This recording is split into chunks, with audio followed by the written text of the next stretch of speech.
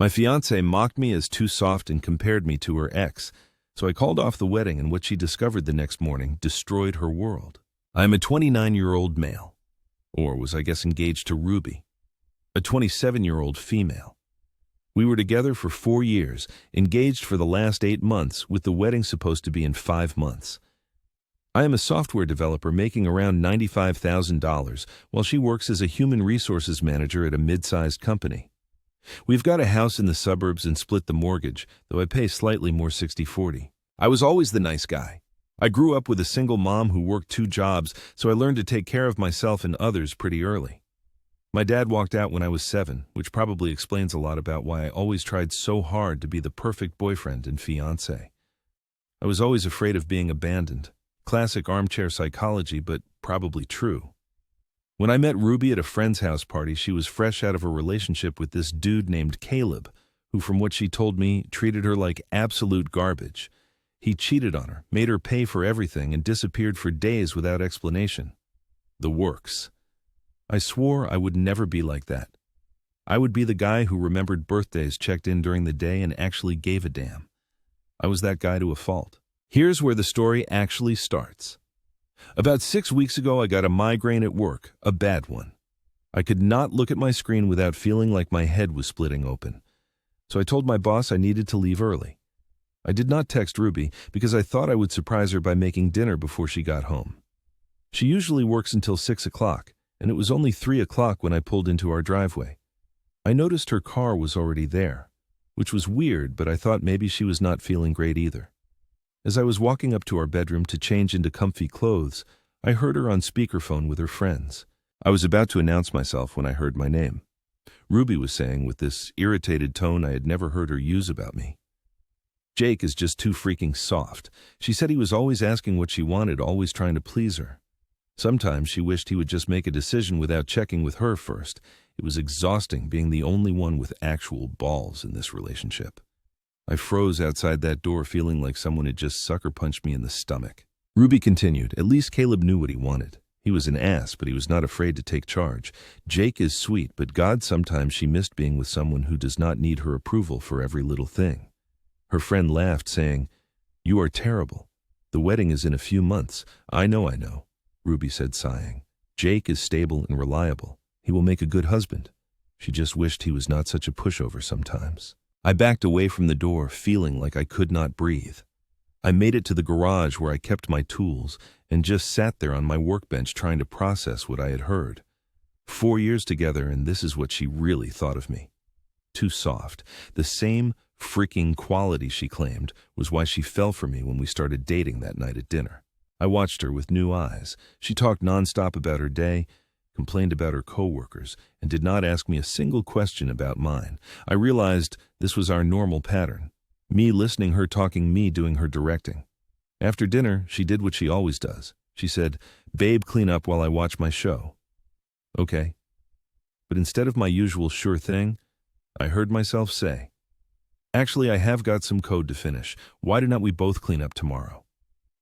The look on her face was pure shock, like I had suddenly started speaking Chinese or something. She did not argue, though just gave me this weird look and went to watch her show. That night, lying next to her in bed, I made a decision. I was not going to confront her about what I heard, not yet.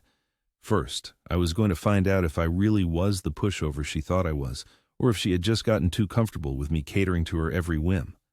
The next morning, instead of making her coffee and breakfast like I did every day, I only made enough for myself. When she came downstairs in her work clothes, she actually stopped and stared at me like she was seeing a ghost. She asked, "Where is mine?" She was not even trying to hide her confusion. I said, continuing to eat my eggs, "I was not sure when you would be down. Everything is there if you want to make some." She looked at me like I had just suggested she should build a rocket ship. In 4 years, I do not think she had made herself breakfast more than a handful of times. She asked, "Are you serious right now?" I replied completely. I finished my coffee, rinsed the mug, and grabbed my laptop bag. "I'm heading out early today. I've got a meeting with the project lead. I will probably be late tonight too. The guys want to grab beers after work. Do not wait up." As I walked out, I caught her reflection in the hall mirror. She looked stunned, mouth literally hanging open. For the first time in our relationship, I felt a rush of power not over her but over myself. The next week was eye-opening as hell. With my new perspective, I started noticing patterns that had been invisible to me before. How she would text me during work hours with household tasks she could easily handle herself. She would ask, "Can you pick up my dry cleaning?" Or say, "We need milk. Can you stop on your way home?" How she would make plans for both of us without checking if I had anything scheduled. How my opinions on everything from what to watch to where to vacation were always overruled for her preferences. How she would roll her eyes at my ideas in front of her friends, then look at them like, "See what I have to deal with." I started keeping a mental tally of how many times she asked about my day versus how often I asked about hers. In a typical week, I asked her 15 to 20 times. She asked me exactly twice, and both times she interrupted my answer to talk about herself. 10 days after overhearing that conversation, we got invited to a dinner party at her best friend Ashley's house, the same Ashley who had been on that phone call. I agreed to go, curious to see how Ruby portrayed me in public now that I was paying attention. The evening started exactly as I expected. Ruby immediately jumped into conversation with her friends while I got stuck with their husbands and boyfriends. Throughout dinner, every time I shared an opinion about anything, politics, sports, even a television show, she would interrupt me. What Jake means is, or Jake does not really know much about that, or that is not how it happened, babe. Before I would have smiled and let it slide. Not tonight. Each time she interrupted, I just stopped talking mid-sentence and took a sip of my drink, letting an awkward silence hang in the air. By the third time, people at the table definitely noticed. Ashley's husband Tyler shot me a look that said, "Finally standing up for yourself, huh?" Ruby started getting flustered when her usual routine was not working out. On the drive home, she finally broke the silence. She asked, "What was that about tonight? You were acting really weird." I asked, keeping my eyes on the road, "Was I how?"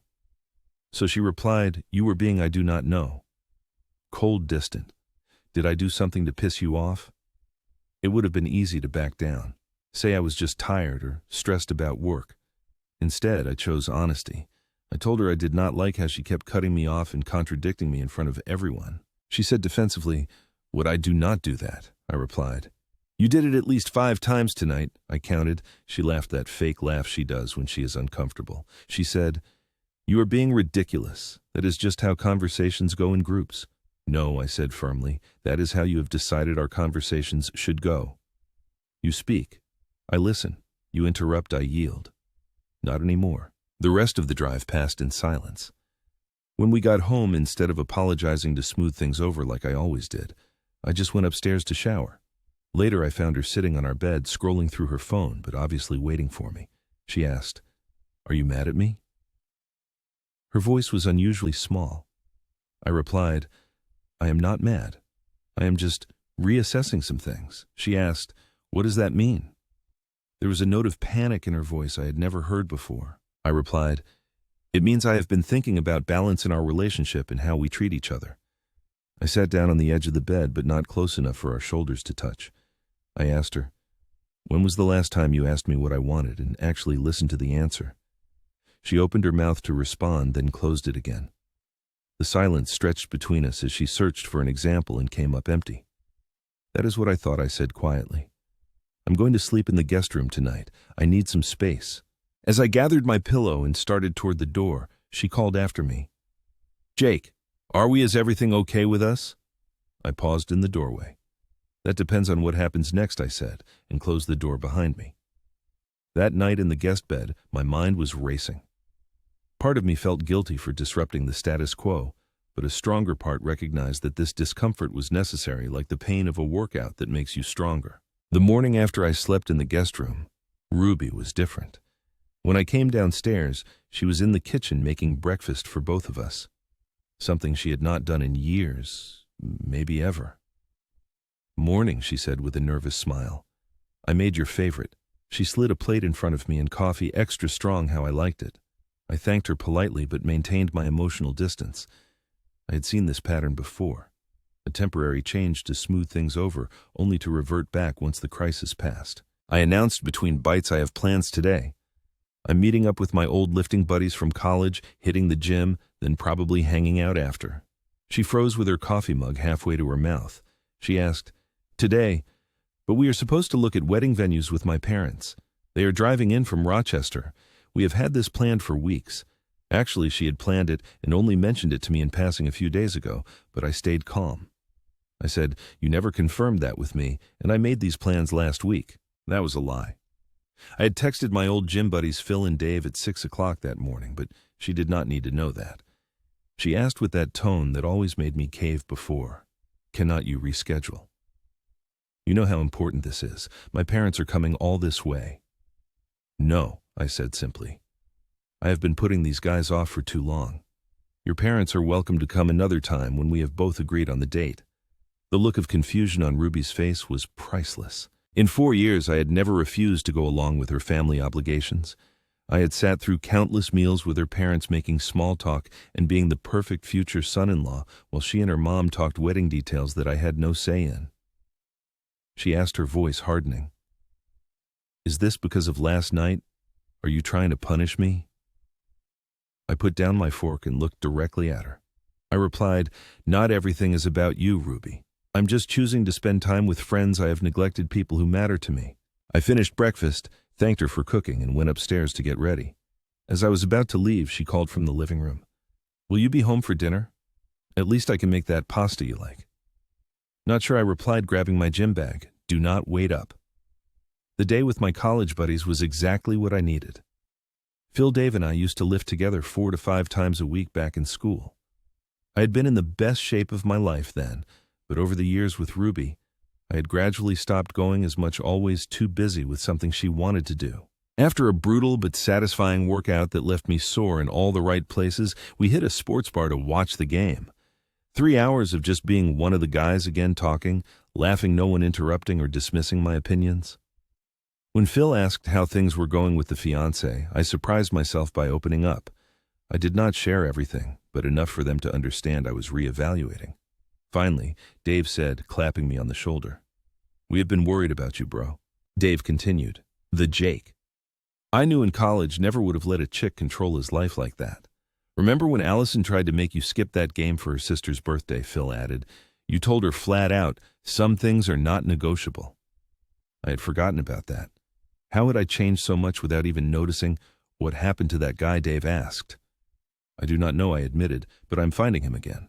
I got home after 10 o'clock at night to find Ruby waiting up. The house was spotless, and she had clearly made an effort with her appearance, wearing the dress I had complimented once and her hair the way I liked it. She asked, seeming genuinely interested, "How was your day?" "Good," I replied suddenly, feeling the weight of everything. "Really good.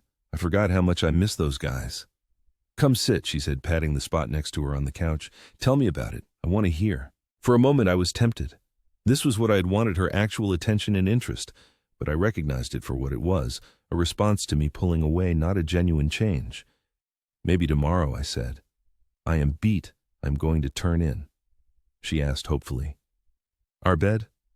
I shook my head. "Not yet. I still need space to think."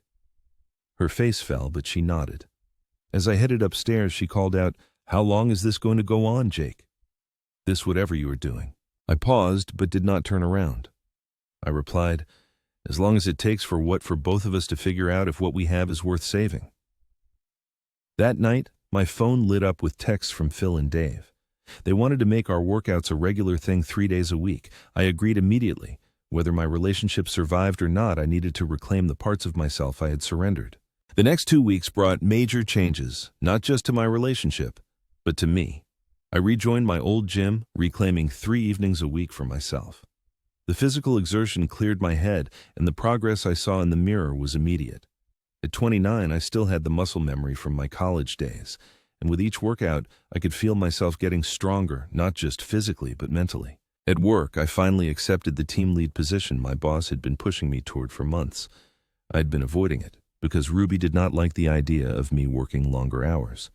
The project would mean staying late some nights, but also a potential bump to $115,000 if I delivered. When I told Ruby about it over dinner, she frowned. She asked, "So you will be working late now for how long?" I replied, "Probably 3 months, maybe more." "It is a big opportunity," she then asked, "and you did not think to discuss this with me first." There was an edge to her voice. I recognized the beginning of a guilt trip that had always worked before. "No," I replied calmly, continuing to eat. "It is my career." I made the decision that is right for me."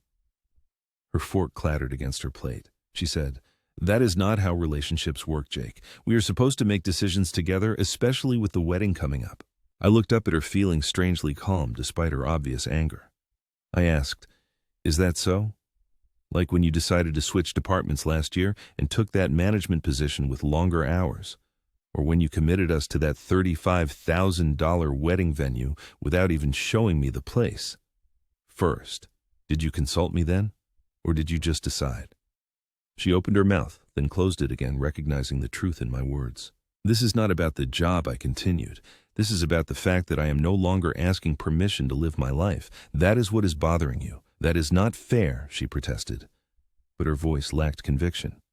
I replied, "It is perfectly fair. For years I have supported every decision you have made, rearranged my life to accommodate your needs, and never complained. Now that I am doing the same, it is suddenly a problem." She pushed her plate away, appetite apparently gone. She said quietly, "You have changed. I do not even recognize you anymore." "You are right," I agreed. "I have changed.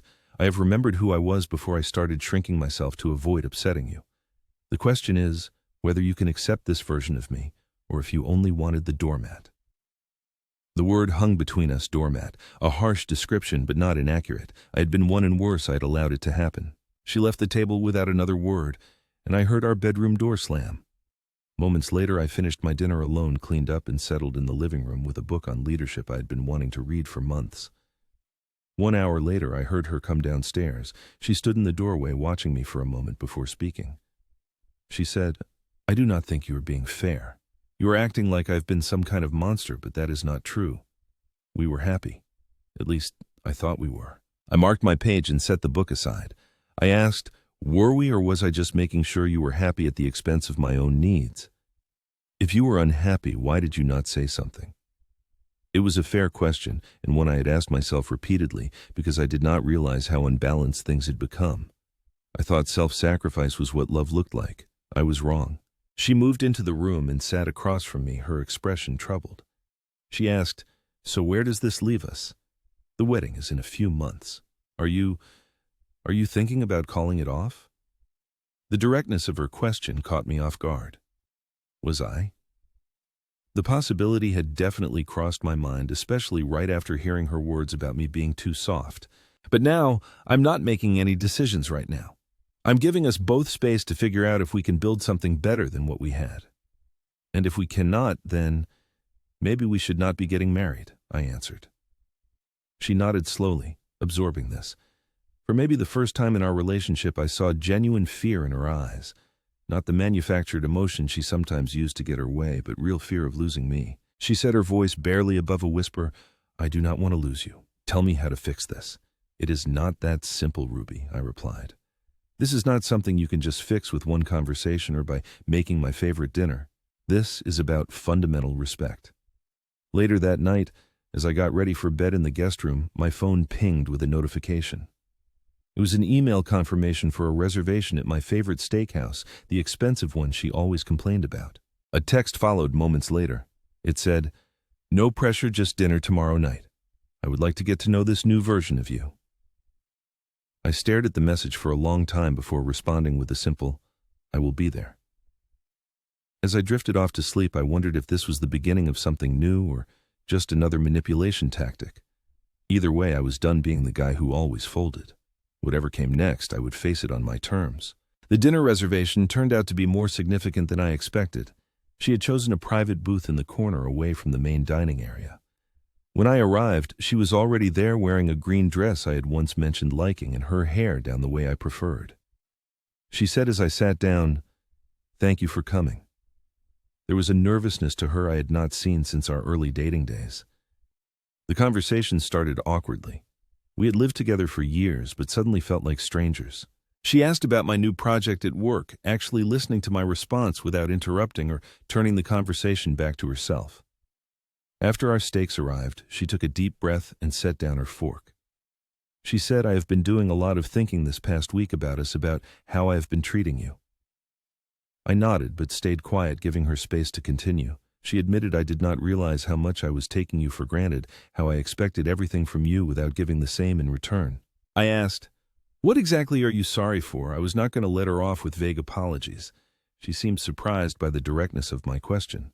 She replied, "For treating you like your needs do not matter, for making decisions without consulting you, for interrupting you and dismissing your opinions." She looked down at her plate. She added, "For comparing you to Caleb," so she remembered that part of the conversation too. I asked, "Why did you do that? Compare me to your ex who treated you like?" She flinched at my bluntness. She said, "I do not know. That is not true. I do know, and it is messed up." She met my eyes. She explained, "Sometimes when things get too comfortable, too secure, I get scared. Caleb was exciting because he was unpredictable, dangerous even.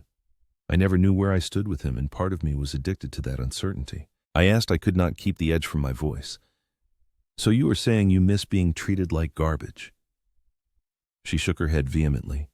"No, God, no. What I'm trying to say badly is that I took your stability and kindness for granted. I mistook your consideration for weakness because that is the toxic mindset I developed with Caleb. In his world, being considerate meant being weak. I considered her words searching for sincerity or manipulation. The thing is, Ruby," I said, "hearing you say those things, that I was too soft, that you wished I had more backbone like Caleb, it made me realize something. I have been soft, not in the way you meant, but in how I have let you walk all over me." Her eyes widened. She asked, You heard that whole conversation?" "Every word," I said evenly. "I came home early with a migraine that day. I heard you on speakerphone with Ashley." The color drained from her face. "Jake, I am so sorry," she said. "I did not mean—" "I think you did mean it." I cut her off. Maybe not the comparison to Caleb specifically, but the rest. That was the unfiltered truth, the kind that only comes out when people think no one is listening. Tears filled her eyes. "It was not the whole truth," she said. "I was frustrated and venting to my friends like an idiot instead of talking to you." "What was the real issue then?" I challenged, "if it was not my supposed softness?" She wiped her eyes, taking a moment to compose herself. "I think I have been testing you," she admitted quietly, pushing to see how much you would take, how far you would bend. "And when you never pushed back, I lost respect for you, which is completely messed up." "I know," she said, shaking her head. "Caleb conditioned me to equate love with struggle. When things were easy with you, part of me did not know how to process it." Her answer surprised me. Of all the explanations I had considered, this psychological one had not been on my radar, but it made a twisted kind of sense. "So what happens now?" I asked. "That is up to you," she said. "I just want a chance to make things right, to be the kind of partner you deserve, to unlearn these toxic patterns. And if I am not the soft man anymore, if I continue to put myself first sometimes, to have my own life and interests, if I push back when you cross lines, can you handle that version of me?" "I can more than handle it," she said, reaching for my hand across the table. "I respect it. I need it. We both do if we're going to have any chance." I looked at her outstretched hand but did not take it. "We have a lot more to talk about," I said. "A lot to work through." She nodded slowly, withdrawing her hand. "I know. And if you decide the wedding needs to be postponed or even canceled, I will understand. I just hope you will give us a chance to rebuild." As we finished our meal, the air between us felt clearer, though nowhere near resolved. We were not fixed, far from it, but at least the pretense was gone. 2 more weeks passed. Ruby and I existed in a kind of holding pattern, civil occasionally, even warm with each other, but the engagement hung like a question mark between us. She had stopped pushing for wedding planning, telling her mother we were reevaluating dates without giving details. I continued my transformation. My body was changing rapidly with a consistent gym schedule, broader shoulder, and does not try to change me. Basic stuff that should not feel revolutionary but somehow does. The house is completely mine now. I bought out Ruby's portion and remodeled the kitchen like I always wanted. The project at work was so successful, they made me department lead with a team of 5 under me, bumped to $135,000 with quarterly bonuses. For those asking if I ever heard from Ruby again, yeah, unfortunately, about 3 months ago, she showed up at my door at 2 o'clock in the morning, drunk and crying, begging for another chance. She said Caleb had cheated on her. Shocking, I know, and that she had finally learned her lesson. I called her an Uber and waited with her outside until it arrived. I have not heard from her since. The most important thing I have learned through all this self-respect is not negotiable. The minute you compromise on that, you have already lost. Anyway, Kate is taking me to meet her parents next weekend.